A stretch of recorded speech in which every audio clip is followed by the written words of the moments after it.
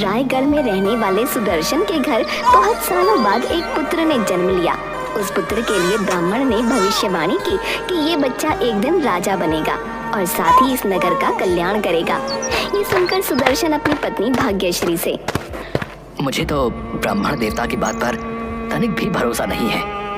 हम ठहरे गरीब किसान और ब्राह्मण देवता हमारे पुत्र के राजा बनने की भविष्यवाणी कर रहे हैं। आप ऐसा क्यों कह रहे हैं? भगवान की मर्जी से बड़ा कुछ नहीं होता। क्या पता भगवान ने हमारे पुत्र के भाग्य में यही लिखा हो। तुम भी कैसी बातें करती हो? कहाँ राजा भोज और कहाँ गंगू तेली। देख लीजिएगा, एक दिन हमारा पुत्र जरूर राजा बनेगा। कुछ समय में सुदर्शन के पुत्र से जुड़ी भविष्यवाणी पूरे नगर में फैल गई और ये बात राजा तक भी गई। मंत्री जी, ये क्या कह रहे हैं आप? एक किसान का लड़का इस नगर का राजा बनेगा? ऐसा नहीं हो सकता है। महाराज, ये तो हम भी जानते हैं, लेकिन पूरे नगर में ये चर्चा है कि उस ब्राह्मण की भविष्यवाणी आज तक गलत साबित नहीं हुई है। राजा बहुत सारे सोने के सिक्के लेकर सुदर्शन के घर जाता है।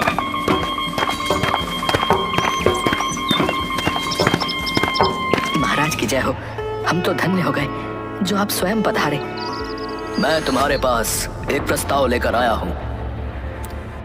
महाराज, आज्ञा दीजिए। तुम ये सोने के सिक्के ले लो और बदले में अपना पुत्र हमें दे दो। नहीं नहीं महाराज, आप ये क्या कह रहे हैं? ये पुत्र हमें बड़ी मन्नतों के बाद मिला है। हम कैसे अपना पुत्र आपको दे दें?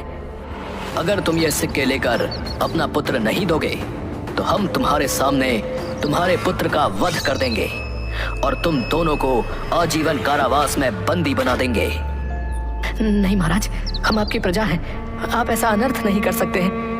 मेरे इस नन्हे से पुत्र ने आपका क्या बिगाड़ा है?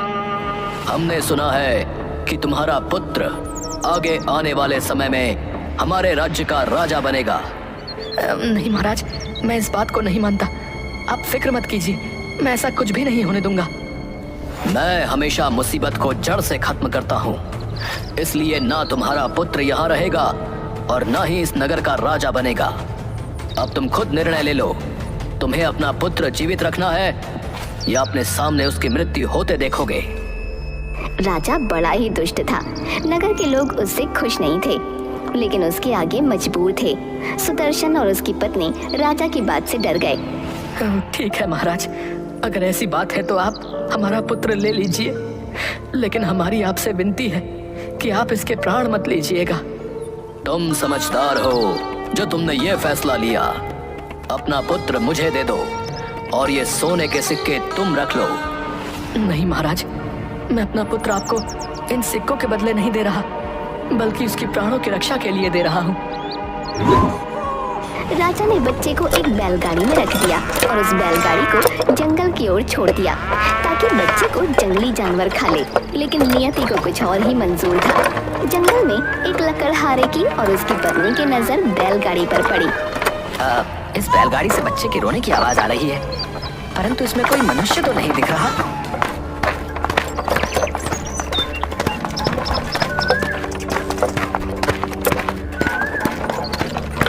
लकड़हारा बैलगाड़ी को रोकता है और बच्चे को उसमें से बाहर निकालता है। ये किसका बच्चा है? कितना सुंदर है।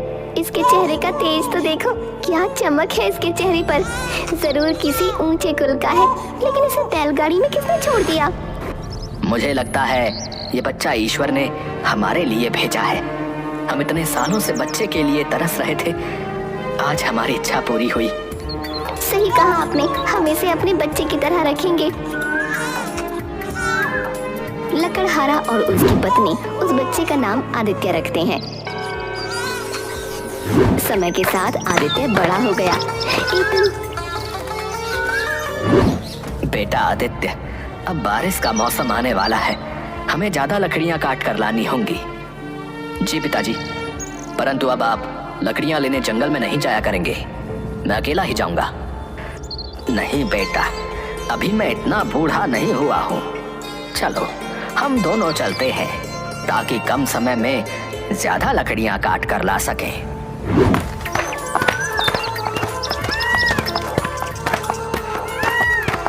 दूसरी तरफ रायगढ़ का राजा भी जंगल में शिकार खेलने के लिए आया था। वो आदित्य और उसके पिता से टकराता है। आदित्य को देखकर राजा पहचान जाता है कि ये वही लड़का है जिसे उसने बैलगाड़ी में रखकर जंगल में छोड़ा था, क्योंकि आदित्य के माथे पर एक त्रिशूल का निशान था। तुम कौन हो? प्रणाम महाराज, मेरा नाम आदित्य है और मैं पास के ही गांव में रहता हूँ। मैं रायगढ़ नगर का राजा हूँ और यहाँ शिकार के लिए आया हूँ, परंतु मुझे अपनी रानी को एक बहुत जरूरी संदेश भेजना है। क्या तुम मेरा संदेश रानी तक पहुँचाने में हमारी मदद करोगे? महाराज, ये तो मेरा सौभाग्य होगा। ठीक है, मैं तुम्हें अपना संदेश लिख कर देता हूँ, परंतु तुम इस संदेश को खोलोगे नहीं और ये संदेश सीधा रानी के हाथ में जाकर दोगे। जैसी आपकी आज्ञा महाराज। पिताजी, मैं महाराज का संदेश पहुंचाने रायगढ़ जा रहा हूँ। आप जल्दी घर की ओर प्रस्थान कीजिएगा, मैं समय से वापस आ जाऊंगा। अपना ध्यान रखना बेटा। आदित्य राजा का संदेश लेकर निकल पड़ता है। रास्ते में अचानक उसके घोड़े के सामने एक सांप आ जाता है। आदित्य का घोड़ा चिल्लाने लगता है। आदित्य उसे संभालता है, परंतु वह महल जाने का रास्ता भूल जाता है। तभी उसकी नजर एक छोटे से घर पर पड़ती है। आदित्य उस घर के दरवाजे पर जाता है। क्या इस घर के अंदर कोई है? क्या मेरी आवाज कोई सुन रहा है? हाँ बेटा, बोलो, कौन हो तुम? जी, मेरा नाम आदित्य है और मैं इस नगर के राजा का जरूरी संदेश देने राजमहल जा रहा था, परंतु मैं रास्ता भूल गया हूँ। क्या आप मेरी मदद कर सकते हैं? हाँ, तुम अंदर आ सकते हो और कल सुबह मैं तुम्हें महल का रास्ता बता दूंगा। आदित्य घर के अंदर जाता है और रोशनी पड़ते ही वो व्यक्ति और उसकी पत्नी आदित्य को पहचान जाते हैं, क्योंकि वो व्यक्ति कोई और नहीं सुदर्शन होता है। वो आदित्य से पूछता है, बेटा, तुम तो एक आम नागरिक लगते हो, फिर तुम राजमहल का खास संदेश पहुंचाने क्यों जा रहे हो? आदित्य सुदर्शन को सारी बात बताता है। बेटा, रात बहुत हो गई है, तुम यहीं विश्राम करो। कल सुबह मैं तुम्हें महल का रास्ता दिखा दूंगा। ठीक है, आज रात मैं यहीं विश्राम कर लेता हूँ। आदित्य के सोने के बाद मुझे कैसे भी करके राजा का संदेश पढ़ना होगा। हाँ, मुझे भी ये बात थोड़ी अजीब लग रही है कि राजा ने हमारे साधारण से पुत्र को अपने महल संदेश भेजने के लिए क्यों चुना है। वो दोनों राजा का संदेश निकालते हैं और पढ़ते हैं। संदेश में लिखा होता है इस लड़के को कारागार में डाल दिया जाए और आजीवन मुक्त न किया जाए। ये राजा कितना दुष्ट है, अभी भी ये हमारे पुत्र के पीछे पड़ा है। राजा हमारे पुत्र का भला कभी नहीं सोचेगा। सही कहा था तुमने। दूसरे दिन सुबह अब मैं अपने सफर पर निकलना चाहता हूँ। क्या आप मुझे राजमहल का रास्ता बताएंगे? हाँ बेटा, जरूर बताऊंगा। सुदर्शन आदित्य को राजमहल का रास्ता बताता है।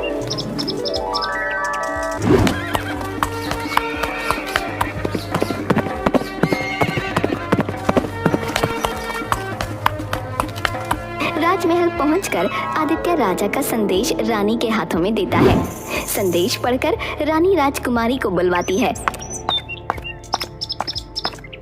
पुत्री चंद्रलेखा, तुम्हारे पिता ने इस युवक को ये पत्र लेकर भेजा है। वो चाहते हैं कि तुम्हारा विवाह इस युवक के साथ हो जाए। क्या तुम्हें ये युवक पसंद है? चंद्रलेखा आदित्य की ओर देखती है और हाँ में सिर हिलाती है। मंत्री जी, महाराज के आदेशानुसार राजकुमारी का विवाह इस युवक से कर दिया जाए। आज ही आप विवाह की तैयारी कीजिए।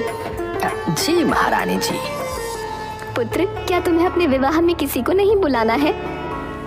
महारानी, मेरे माता पिता तो बहुत दूर हैं। अगर मैं उनको बुलाने के लिए संदेश भेजूंगा तो समय लगेगा। क्या ये विवाह एक दिन बाद किया जा सकता है? नहीं, महाराज के आदेश के अनुसार ये विवाह आज ही होना है। अगर तुम्हारा कोई रिश्तेदार यहाँ है तो तुम उन्हें संदेश भेज सकते हो। जी, मेरे एक जानने वाले यहीं पास में हैं, लेकिन उन्हें बुलाने मैं स्वयं जाऊंगा। ठीक है, परंतु समय से आ जाना, तब तक हम विवाह की तैयारी करते हैं। आदित्य सुदर्शन और भाग्यश्री के पास जाता है और उन्हें सारी बात बताता है। मेरे माता पिता तो यहाँ से बहुत दूर हैं। मैं उन तक तो अभी नहीं पहुँच सकता हूँ और ना ही संदेश भेज सकता हूँ। कल आप दोनों ने मेरे माता पिता की तरह ही मेरी देखभाल की, इसलिए मैं चाहता हूँ कि आप दोनों मेरे विवाह में मेरे साथ हों। भाग्यश्री सुदर्शन की ओर देखती है।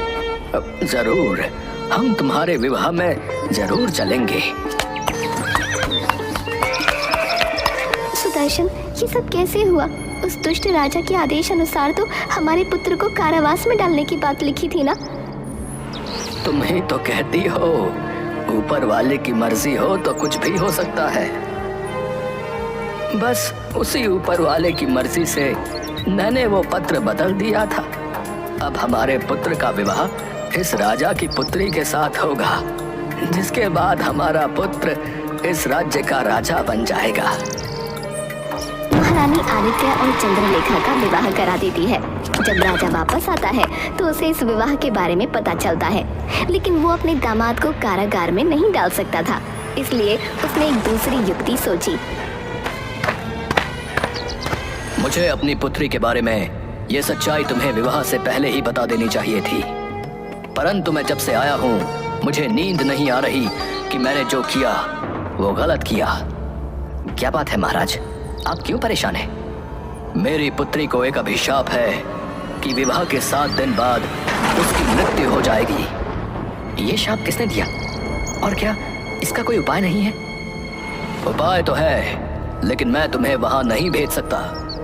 महाराज, आप मुझे सिर्फ उपाय बताइए, मैं अपनी पत्नी के प्राणों की रक्षा के लिए कुछ भी करूंगा।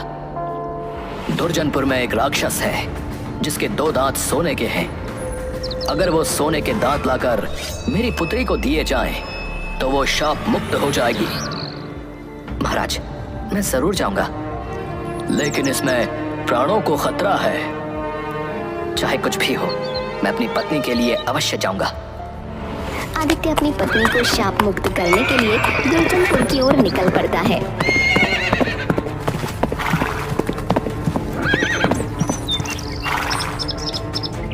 रास्ते में उसे एक महल दिखता है,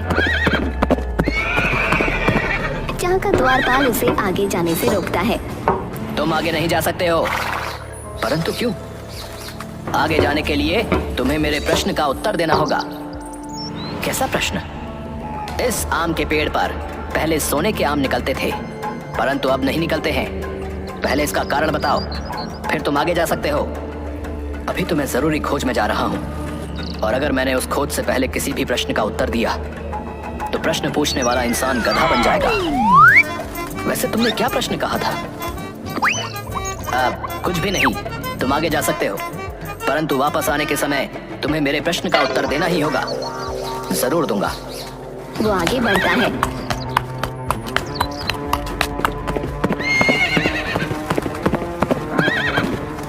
रास्ते में उसे एक नदी पार करनी होती है, जहाँ नौका में एक आदमी बैठा होता है। भाई, क्या आप मुझे नदी के उस पार छोड़ देंगे?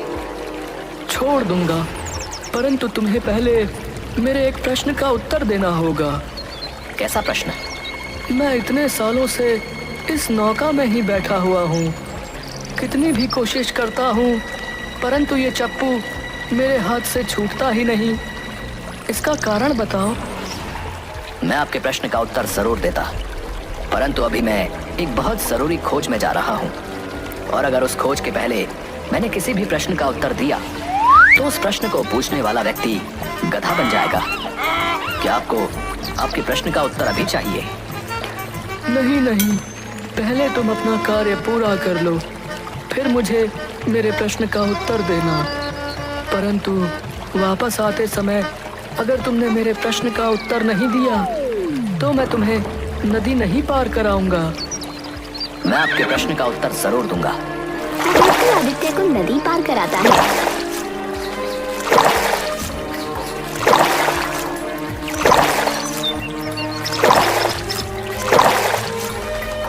वो दुर्जनपुर पहुंच जाता है, जहाँ सोने के दांतों वाला राक्षस रहता था। उसकी गुफा के बाहर आदित्य को एक बूढ़ी औरत दिखती है। आप कौन है माताजी? पहले तुम बताओ, तुम कौन हो? यहाँ क्या कर रहे हो?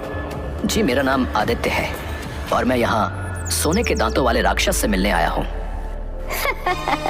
अच्छा, तो तुम मेरे पुत्र अहिरावण से मिलने आए हो? वो राक्षस आपका पुत्र है? हाँ, वो मेरा पुत्र है, लेकिन क्या तुम्हें नहीं पता वो इंसानों को जीवित नहीं छोड़ता। तुम क्यों आए हो यहाँ? आदित्य सारी बात बताता है।